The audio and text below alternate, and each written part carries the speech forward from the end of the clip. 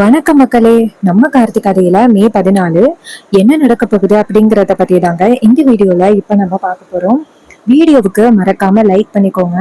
நீங்க லைக் பண்றதுதான் எங்களுக்கு அடுத்து வீடியோ போடுறதுக்கு ரொம்ப ரொம்ப இன்ட்ரெஸ்டிங்கா இருக்கும். ஸோ மறக்காம லைக் பண்ணிட்டு இந்த வீடியோவை தொடர்ந்து பாருங்க. என்ன நடக்குது அப்படின்னு பாத்துக்கிட்டீங்கன்னா, நம்ம ஈஸ்வரி இருக்காங்கல்ல, அவங்க வந்துட்டு நேரா அவங்க பொண்ணுக்கு ஃபோன் பண்றாங்க. ஹீரோயின் ஆபீஸ்ல இருக்காங்க. போனை பார்த்துட்டு, அம்மா என்ன இந்த நேரத்துல கால் பண்றாங்க? எதுவும் விஷயம் இல்லாம அம்மா இந்த நேரத்துல கால் பண்ண மாட்டாங்க. சரி என்னன்னு கேட்போம் அப்படின்னு போன் அட்டன் பண்ணி, சொல்லுங்கம்மா, என்ன திடீர்னு கால் பண்ணிருக்கீங்க? நான் ஆபீஸ்ல ரொம்ப முக்கியமான ஒரு ஒர்க்ல இருக்கேன், சொல்லுங்கம்மா அப்படின்னு கேக்குறாங்க. அதுக்கு ஈஸ்வரி சொல்றாங்க, அம்மாடி, கோவில்ல உனக்கு ஒரு பூஜை இருக்கு அப்படின்னு சொன்னேனே, வரலையாம்மா அப்படின்னு. அப்ப ஹீரோயின் சொல்றாங்க, ஐயோ அம்மா, நான் சுத்தமா மறந்துட்டேம்மா. சரி ஓகே, நான் இன்னும் கொஞ்ச நேரத்துல ஆபீஸ்ல லீவ் கேட்டுக்கிட்டு வரேம்மா.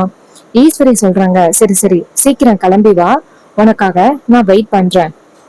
இதை கேட்டதும் ஹீரோயினும் சரிம்மா அப்படின்னு சொல்லிட்டு போனை கட் பண்றாங்க. நேரா ஈஸ்வரி நேரா அவங்க தங்கச்சி கிட்ட, பாத்தியா, என் பொண்ணு பர்மிஷன் கேக்குறேன்னு சொல்லிட்டா, இன்னும் கொஞ்ச நேரத்துல கோவிலுக்கு வந்துருவா, இந்த மாலைய எப்படியாவது அவ கழுத்துல மருது போட்டுட்டா போதும் அப்படின்னு. அதுக்கு வில்லி சொல்றாங்க, ஆமாக்கா, நம்ம நினைச்சதே இன்னைக்கு நடக்க போகுது. அந்த டிரைவர் பயலுக்கும் இந்த குடும்பத்துக்கும் எந்தவித சம்மந்தமும் இல்ல அப்படின்னு முடிவா போகுது. இனிமே அவனால நம்மள ஒண்ணும் பண்ண முடியாதுக்கா அப்படின்னு ரொம்ப ஹாப்பியா பேசிக்கிட்டு இருக்காங்க.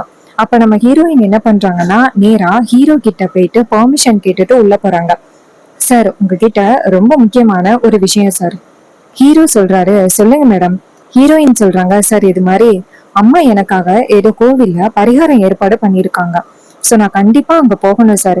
எனக்கு ஹாஃப் டே மட்டும் லீவ் கொடுத்தீங்கன்னா போதும் சார். அப்ப ஹீரோ சொல்றாரு, என்ன பரிகாரம்? ஹீரோயின் சொல்றாங்க, இது மாதிரி எனக்கு கல்யாணம் சீக்கிரம் நடக்கணும் அப்படிங்கறதுக்காக அம்மா இந்த பரிகாரத்தை பண்ணிருக்காங்க. அப்ப ஹீரோ சொல்றாரு, சரி ஓகே போயிட்டு வாங்க அப்படின்னு சொல்ல, ஹீரோயினும் சரிங்க சார் அப்படின்னு சொல்லிட்டு அந்த இடத்துல இருந்து கிளம்புறாங்க. அப்ப நம்ம ஹீரோவுக்கு சந்தேகமா இருக்கு. அத்தை இந்த மாதிரி பரிகாரம் பண்றாங்க அப்படின்னா இதுக்கு பின்னாடி பெரிய காரணம் இருக்கிறதுக்கு வாய்ப்பு இருக்கு அப்படின்னு ஹீரோ யோசிச்சுக்கிட்டு உட்கார்ந்துருக்காரு. ஹீரோயின் வெளியில வர அந்த வில்லி பாத்துட்டு, இவ என்ன அடிக்கடி சாரோட ரூமுக்கு போயிட்டு போயிட்டு வராளே, இவளை பார்க்கவே எனக்கு செம்ம டென்ஷன் ஆகுது. எவ்வளவு தைரியம் இருந்தா அடிக்கடி சாரோட ரூம்குள்ள போயிட்டு போயிட்டு வருவா அப்படின்னு டென்ஷன் ஆகுறாங்க. அப்போ ரேவதி நேரா அந்த பொண்ணு பிரியா கிட்ட போயிட்டு, மேடம், இது மாதிரி எனக்கு ஒரு முக்கியமான பரிகாரம் நடக்க போகுது, அதுக்காக நான் கோவிலுக்கு போறேன், அதான் சார் கிட்ட லீவ் கேட்டிருந்தேன். உடனே அந்த பிரியா சொல்றாங்க, அப்படியா, சரி போயிட்டு வாங்க அப்படின்னு சொல்ல, ரேவதி அந்த இடத்துல இருந்து கிளம்புறாங்க. அப்ப அந்த வில்லி பிரியா என்ன பண்றாங்கன்னா, நேரா அவங்க சாமுண்டீஸ்வரிக்கு போன் பண்றாங்க. அவங்க போன் அட்டென்ட் பண்ணி, சொல்லுமா, என்ன இந்த நேரத்துல கால் பண்ணிருக்க அப்படின்னு. அப்ப வில்லி சொல்றாங்க, மேடம், உங்க பொண்ணு ஏதோ கோவில்ல நீங்க ஏதோ பரிகாரம் வச்சிருக்கீங்களாம்ல, அதுக்காக உங்க பொண்ணு கிளம்பிட்டா மேடம். இதை கேட்டதும் அவங்களும், அப்படியா, சரி சரி கிளம்பட்டும், நான் தான் அவளை வர சொன்னேன் அப்படின்னு சொல்ல, பிரியா சொல்றாங்க, சரிங்க மேடம் அப்படின்னு சொல்லிட்டு போனை கட் பண்றாங்க. அப்புறமா நம்ம ஹீரோவுக்கு ஒரே சந்தேகமா இருக்கு. ரேவதி இந்த இடத்துல இருந்து கிளம்பிருக்கா, அத்தை பரிகாரம் அப்படின்னு சொல்லி கூப்பிட்டுருக்காங்க. அத்தை இந்த மாதிரி கூப்பிடுற ஆளே கிடையாது. ஸோ இதுக்கு பின்னாடி வேற ஏதோ ஸ்ட்ராங்கான ஆதாரம் இருக்கு. அது என்ன அப்படின்னு கண்டுபிடிக்கணும் அப்படின்னு ஹீரோ நினைக்கிறாரு. அப்ப நம்ம ராஜா இருக்காருல்ல, அவரு அந்த இடத்துக்கு வராரு. அவரு வந்ததும் நம்ம ஹீரோ சொல்றாரு, எனக்கு ரொம்ப முக்கியமான ஒரு வேலை இருக்கு, கொஞ்ச நேரம் மட்டும் இந்த வேலையை பாத்துக்கிறீங்களா அப்படின்னு. அதுக்கு அவர் சொல்றாரு, என்ன நண்பா, ஏதாவது பிரச்சனையா அப்படின்னு. அப்ப ஹீரோ சொல்றாரு, இது மாதிரி அத்தை ரேவதிக்கு ஏதோ பரிகாரம் ஏற்பாடு பண்ணியிருக்காங்களாம். அவங்க இந்த மாதிரி பரிகாரம் ஏற்பாடு பண்ணாங்க அப்படின்னா இதுக்கு பின்னாடி வேற ஏதோ ஒரு காரணம் இருக்கிறதுக்கு நிறைய வாய்ப்புகள் இருக்கு. ஸோ அது என்ன அப்படின்னு நான் கண்டுபிடிக்கணும். கொஞ்ச நேரம் மட்டும் நீங்க ஆஃபீஸை பார்த்துக்கிட்டீங்கன்னா போதும். அதுக்கு ராஜா சொல்றாரு, மாப்பிள்ள, நீ சொல்லியிருக்க, நான் பார்த்துக்காம இருப்பேன், இந்த வர மாப்பிள்ள அப்படின்னு சொல்லிட்டு கிளம்புறாரு. அப்புறமா நம்ம ஹீரோ வெளியில வரத அந்த பிரியா பாக்குறாங்க. பார்த்துட்டு டக்குன்னு நம்ம ஹீரோ கிட்ட போயிட்டு, சார் என்னாச்சு சார், எங்கேயோ நீங்க அர்ஜென்டா கிளம்புற மாதிரி இருக்கு, சொல்லுங்க சார் அப்படின்னு. அப்ப ஹீரோ சொல்றாரு, இங்க பாருங்க, நீங்க இந்த கம்பெனியில ஓபியில உட்காந்துருக்கீங்க, நான் எங்க போறேன் எங்க வரேன் அப்படின்னு கேட்கறதுக்கு உங்களுக்கு ரைட்ஸ் கிடையாது, சரியா அப்படின்னு சொல்ல. அப்ப ராஜா அந்த இடத்துக்கு மேடம், பிரியா மேடம், உங்களோட தகுதி என்ன அப்படிங்கிறத நீங்க பாத்துக்கிடுங்க. இது மாதிரி சார் வந்துட்டு எங்கே விழாம போவார், அவருக்கு வந்துட்டு நிறைய பிஸ்னஸ் ஒர்க் இருக்குது. நீங்கள் தேவையில்லாமல் வந்துட்டு அவங்க கிட்ட எங்கே போகிறீங்க எங்கே வரீங்க அப்படின்னு கேட்குறது ரொம்ப தப்பு அப்படின்னு சொன்னதும் ரொம்பவே ஷாக் ஆகுறாங்க. செம இரிட்டேட்டும் ஆகுறாங்க பிரியா. அப்புறமா ஹீரோ அந்த இடத்துலேருந்து போகிறாரு. அப்புறமா பிரியாவுக்கு வந்துட்டு செம்ம டென்ஷன் ஆகுது. எங்கே போகிறீங்கன்னு கேட்டால் இப்படி அவமானப்படுத்திட்டு போகிறாங்க, இது சரிப்பட்டு வராது. மேடத்துக்கிட்ட நம்ம எச்சரிச்சிடணும், ஒருவேளை இவர் அங்கே போகிறதுக்கு கூட நிறைய வாய்ப்புகள் இருக்குது அப்படின்னு நேராக வந்துட்டு ஈஸ்வரிக்கு ஃபோன் பண்ணுறாங்க. ஈஸ்வரி ஃபோன் அட்டன் பண்ணி சொல்லு என்னாச்சு அப்படின்னு சொல்ல அவங்க சொல்கிறாங்க, மேடம் இது மாதிரி உங்கள் இங்கே இருக்கிறானே சார், அவர் அந்த எங்கேயோ கிளம்பிட்டாரு. எனக்கு என்னமோ அவர் வந்து அங்க கோவிலுக்கு தான் வருவாரோ அப்படின்னு எனக்கு சந்தேகமா இருக்கு மேடம் அப்படின்னு சொல்றாங்க. இது கேட்டதும் ரொம்பவே ஷாக் ஆகுறாங்க நம்ம ஹீரோ. ஷாக்காகுறாங்க ஈஸ்வரி. என்ன சொல்றீங்க அப்படின்னு. அதுக்கு பிரியா சொல்றாங்க, ஆமா மேடம், எனக்கு என்னமோ அவர் அங்கதான் வருவாரோ அப்படின்னு தோணுது, எதுக்கும் நீங்க உஷாரா இருந்துக்கிடுங்க அப்படின்னு. ஈஸ்வரியும் சரி அப்படின்னு சொல்லிட்டு போனை கட் பண்ணிட்டு அவங்க தங்கச்சி கிட்ட, இங்க பாருடி, ரேவதி ஆபீஸை விட்டு வெளியில வந்ததும் அவனும் பின்னாடியே கிளம்பிட்டானா. எனக்கு என்னமோ அவனுக்கு நம்ம மேல சந்தேகம் வந்திருக்குமோ அப்படின்னு தோணுது. நம்ம இது மாதிரி ஏதாவது ட்ரை பண்ணிருப்போம் அப்படின்னு அவன் சந்தேகப்பட்டுட்டான். சோ அதுக்காக தான் அவன் ஆபீஸை விட்டு கிளம்பிட்டான். இதுக்கப்புறம் நம்ம கொஞ்சம் உஷாரா இருக்கணும். இன்னைக்கு நடக்க போற இந்த சம்பிரதாயத்துல மருதுக்கும் ரேவதிக்கும் கல்யாணம் நடந்தே ஆகணும். அப்ப வில்லி சொல்றாங்க, அக்கா நீ கவலைப்படாத, கண்டிப்பா இந்த கல்யாணம் நடக்க போறது உறுதி அப்படின்னு சொல்லிட்டு பேசுறாங்க. நம்ம ஹீரோவுக்கு ஒரே சந்தேகமா இருக்கு. ஸோ கண்டிப்பா இதுக்கு பின்னாடி வேற ஏதோ ஒரு காரணம் இருக்கு அப்படின்ட்டு நம்ம ஹீரோ என்ன பண்றாருன்னா ஒரு ஜுவல்லரி ஷாப்புக்கு போறாரு. அங்க போயிட்டு வந்துட்டு ஒரு போட்டோவை காமிக்கிறாங்க, ஈஸ்வரியோட போட்டோவை காமிக்கிறாங்க. காமிச்சு, இங்க பாருங்க, இவங்க வந்துட்டு இன்னைக்கோ இல்ல நேத்தைக்கோ இந்த கடைக்கு வந்தாங்களா, வந்து ஏதாவது பர்ச்சேஸ் பண்ணாங்களா அப்படின்னு கேக்குறாங்க. அதுக்கு அவங்க சொல்றாங்க, ஆமா சார், இந்த மேடம் இன்னைக்கு காலையில வந்தாங்க, வந்து தாலி வந்து பர்ச்சேஸ் பண்ணாங்க அப்படின்னு. அப்ப ஹீரோ சொல்றாரு, அப்படியா, சரிங்க, ரொம்ப தேங்க்ஸ் எனக்கு இன்ஃபர்மேஷன் கொடுத்ததுக்கு அப்படின்னு சொல்லிட்டு ஹீரோ வெளியில வராரு. வெளியில வந்துட்டு, அத்தை தாலி வாங்கியிருக்காங்க அப்படின்னா கண்டிப்பா ரேவதிக்கு தெரியாம இந்த கல்யாணத்தை நடத்தணும் அப்படிங்கிற ஒரு நோக்கத்துல இப்படி ஒரு காரியத்தை பண்ணிருக்காங்க. அத்தை ஏன் தான் தப்புக்கு மேல தப்பு பண்றாங்கன்னு தெரியல. இதை நம்ம இப்படியே வேடிக்கை பார்த்துக்கிட்டு இருந்தா அது சரிப்பட்டு வராது. நம்ம போய் எப்படியாவது தடுக்கணும் அப்படின்னு ஹீரோ வந்துட்டு நினைக்கிறாரு. நேரா இன்னொரு பக்கம் ஈஸ்வரி என்ன பண்றாங்கன்னா மாலையெல்லாம் எடுத்துட்டு கிளம்புறாங்க.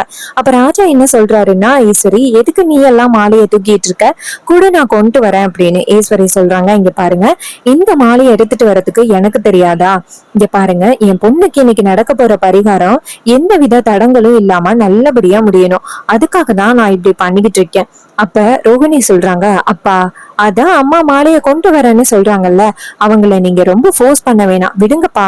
உடனே அவங்களும் சரி அப்படின்னு சொல்லிட்டு நேரா எல்லாரும் கோவிலுக்கு கிளம்புறாங்க. மயில சொல்றாரு அவங்க ராஜா கிட்ட, மாமா அத்தை வந்துட்டு இப்படி பரிகாரம் பரிகாரம் அப்படின்னு ரொம்ப வந்துட்டு கருத்தா இருக்கிறாங்களே, எனக்கு என்னமோ இவங்க ஏதோ மறைக்கிறாங்களோ அப்படின்னு தோணுது. அதுக்கு அவர் சொல்றாரு, ஆமா மாப்பிள்ள, எனக்கும் ஒரு ஈஸ்வரி மேல சந்தேகமா இருக்கு, ரொம்ப வந்துட்டு பரிகாரம்னு சொல்றா, இந்த மாலையை வேற நம்மள தொடவே விட மாட்டேங்கிறா, இந்த மாலையில ஏதாவது இருக்குமோ அப்படின்னு எனக்குமே சந்தேகமா இருக்கு அப்படின்ட்டு.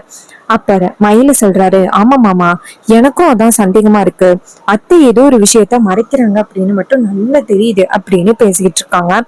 அப்ப நம்ம ஈஸ்வரி வந்துட்டு நேரா அவங்க தங்கச்சி கிட்ட, இங்க பாருடி, இந்த வீட்டுல உள்ள எல்லாருக்கும் கண்டிப்பா இந்நேரம் என் மேல சந்தேகம் வந்திருக்கும், அதுல எந்த வித மாற்றமும் இல்லை அப்படின்னு. அதுக்கு வில்லி சொல்றாங்க, அக்கா அவங்களுக்கு உன் மேல சந்தேகம் வந்தா இதுல என்னக்கா, இங்க பாரு, இன்னைக்கு நடக்க போற இந்த கல்யாணம் நடந்தே ஆகும், அதுல எந்த வித மாற்றமும் இல்ல. சரி, ரேவதி நேரா கோவிலுக்கு வந்துறேன் அப்படின்னு சொன்னா, சரி வா நம்ம கோவிலுக்கு போவோம். சரி, அந்த கலாவும் மருதும் எங்க அப்படின்னு. அப்ப அவங்க ரெண்டு பேரும் வந்து நிக்கிறாங்க. கலா சொல்றாங்க, மேடம் நான் வந்துட்டேன் அப்படின்னு. அப்ப கலா சொல்றாங்க, இது மாதிரி அத்தை இன்னைக்கு கல்யாணம் நல்லபடியா நடக்கும்ல அப்படின்னு. அது கேசரி சொல்றாங்க, கலா இங்க பாரு, உன் அண்ணன் தான் என் பொண்ணை கல்யாணம் பண்ணிக்க போறான், அதுல எந்தவித மாற்றமும் இல்ல, இந்த கல்யாணம் நிக்கவே நிக்காது, இன்னைக்கு நான் நினைச்ச மாதிரி நடக்கும், சரி வாங்க கோவிலுக்கு போகலாம் அப்படின்னு கிளம்புறாங்க. அப்ப ராஜா கேக்குறாரு, ஈஸ்வரி ஒரு நிமிஷம் நில்லு, கோவிலுக்கு பரிகாரம் செய்யறதுக்காக தானே போறோம், எதுக்கு நம்ம எல்லாரையும் கூட்டிக்கிட்டு போகணும், இவங்க ரெண்டு பேரும் வீட்டுல இருக்கலாமே. ஈஸ்வரி சொல்றாங்க, இங்க பாருங்க, ரேவதி வருங்கால கணவன் தான் இவரு, சோ இவர் கண்டிப்பா வந்தே ஆகணும் அப்படின்னு. இதை கேட்டதும் ராஜா நினைக்கிறாரு, சோ கண்டிப்பா ஈஸ்வரி ஏதோ பிளான் பண்ணிட்டா, அதான் வந்துட்டு அவனையும் கூட்டிட்டு வரா அப்படின்னு நினைக்கிறாரு. மயில சொல்றாரு, மாமா இதுக்கு பின்னாடி காரணம் இருக்கு மாமா, அத்தை இப்படி எல்லாம் பண்ற ஆளே கிடையாது. சோ இந்த விஷயத்த பத்தி சீக்கிரம் வந்துட்டு மாப்பிள்ளை கிட்ட சொல்லணும் அப்படின்னு. ராஜா சொல்றாரு, ஆமா மாப்பிள்ள அப்படின்ட்டு. மயில சொல்றாரு, சரிங்க மாமா, நீங்க முன்னாடி போயிட்டு இருங்க, அத்தை கிட்ட நான் ஏதாவது சொல்லி சமாளிக்கிறேன், நீங்க முன்னாடி போயிட்டே இருங்க அப்படின்னு. ராஜாவும் சரி மாப்பிள்ள அப்படின்னு சொல்றாங்க.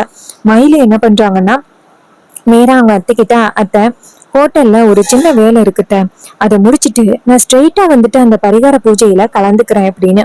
ஈஸ்வரியும் சரி அப்படின்னு சொல்றாங்க. அதுக்கப்புறம் இவங்க எல்லாரும் சேர்ந்து கிளம்புறாங்க. அவங்க எல்லாரும் சேர்ந்து கிளம்புனதோட மயில என்ன பண்றாங்கன்னா நேரா நம்ம ஹீரோவுக்கு போன் பண்றாங்க.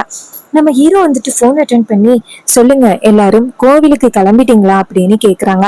அதுக்கு மயில சொல்றாரு, ஆமா மாப்பிள்ள, நாங்க எல்லாருமே கோவிலுக்கு கிளம்பிட்டோம், நீங்க எங்க மாப்பிள்ள இருக்கீங்க, அத்தை வந்துட்டு ஏதோ பெரிய பிளான் பண்றாங்க அப்படின்னு எனக்கு தோணுது.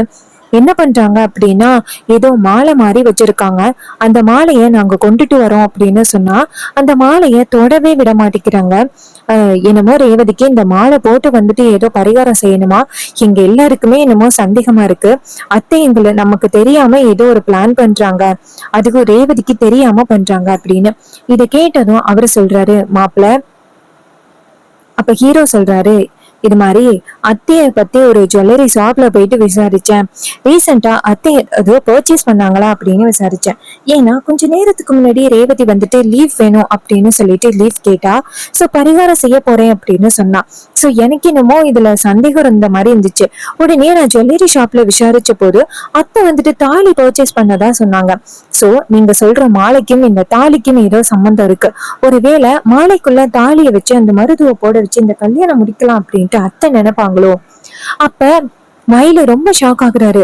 மாப்பிள்ள, சின்ன மாப்பிள்ள, அத்தை வந்துட்டு இப்படி இறங்கிட்டாங்க, ரேவதிக்கு மட்டும் இதெல்லாம் பொய் அப்படின்னு தெரிஞ்சிச்சுன்னா ரேவதி கண்டிப்பா கோவப்படுவாளே, ரேவதிய பத்தி அத்தை கொஞ்சம் கூட யோசிக்கவே இல்லை, ஏன் அத்தை இப்படி பண்றாங்க அப்படின்ட்டு. அப்ப ஹீரோ சொல்றாரு, அத்தைக்கு என் மேல இருக்கிற கோவம் தான் அத்தையை இப்படி எல்லாம் செய்ய தூண்டுது. இங்க பாருங்க, நான் கண்டிப்பா அந்த கல்யாணத்தை நடக்க விட மாட்டேன், நான் வந்து தடுத்துறேன், நீங்களும் போயிட்டு எப்படியாவது காலம் தாழ்த்துங்க, அந்த மாலைய ஒண்ணு நான் போடணும், இல்ல அந்த மாலைய யாரும் போடக்கூடாது, ரெண்டுல ஏதாவது ஒண்ணு நடந்தே ஆகணும்.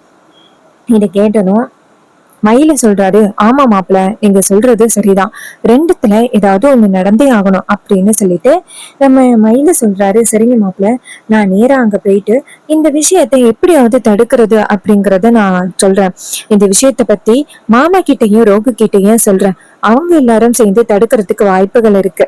அப்ப ஹீரோ சொல்றாரு, சரி ஓகே நீங்க போங்க, நான் வந்துடுறேன் அப்படின்னு சொல்லிட்டு போனை கட் பண்றாரு. ராஜா வந்துட்டு நேரா கோவிலுக்கு போறாரு. அங்க போயிட்டு அவங்க மாமாவை பாக்குறாரு. அப்ப ராஜா சொல்றாரு, மாப்பிள்ள என்னாச்சு அப்படின்ட்டு. அப்ப மயிலு சொல்றாரு, மாமா நம்ம சந்தேகப்பட்டது உண்மைதான், அத்தை வந்துட்டு அந்த மாலைக்குள்ள தாலிய வச்சிருக்காங்க, அத ரேவதியோட கழுத்துல மருதுவ போட வச்சு கல்யாணத்தை முடிக்கிறது தான் அத்தையோட மாஸ்டர் பிளான். இதையெல்லாம் கேட்டதும் ரொம்பவே அதிர்ச்சி ஆகுறாங்க ராஜா. இப்படி எல்லாம் அவ யோசிப்பாளா அப்படின்ட்டு. அப்ப ஹீரோ சொல்றாரு, ஆமா மாமா, என் மேல உள்ள கோவத்துல அத்தை இப்படி எல்லாம் முயற்சி பண்றாங்க, சோ எப்படியாவது நடக்க போற சம்பிரதாயத்தை நம்ம தடுத்து நிறுத்தணும், அதான் நம்மளுடைய முதல் குறிக்கோள். இதை கேட்டதும் அவங்களும் சரி அப்படின்னு சொல்லிட்டு போனை கட் பண்றாங்க. சோ நம்ம ஹீரோ வந்துட்டு ரேவதிக்கு நடக்க போற இந்த திருட்டு கல்யாணத்தை தடுப்பாரா, இது இந்த கல்யாணத்தை எப்படி தடுக்க போறாரு, இதுதான் அப்கமிங் எபிசோடுல நடக்க போற ட்விஸ்ட் அண்ட் டர்ன்ஸ் எல்லாமே. அண்ட் இந்த கதை உங்களுக்கு பிடிச்சிருக்கா? இந்த கதை பிடிச்சிருந்துச்சுன்னா இந்த வீடியோவுக்கு மறக்காம லைக் பண்ணிக்கோங்க. நீங்க லைக் பண்றதுதான் எங்களுக்கு அடுத்தடுத்து வீடியோ போடுறதுக்கு ரொம்ப ரொம்ப இன்ட்ரெஸ்டிங்கா இருக்கும்.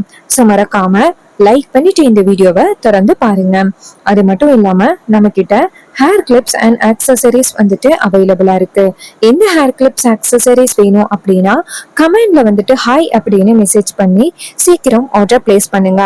கண்டிப்பா உங்களுக்கு இந்த டிஃப்ரெண்ட் டைப் ஆஃப் கிளிப்ஸ் எல்லாமே பிடிக்கும். ஸோ சீக்கிரம் ஆர்டர் பிளேஸ் பண்ணி பை பண்ணிக்கோங்க. தேங்க்யூ ஃபார் வாட்சிங். See you on next video.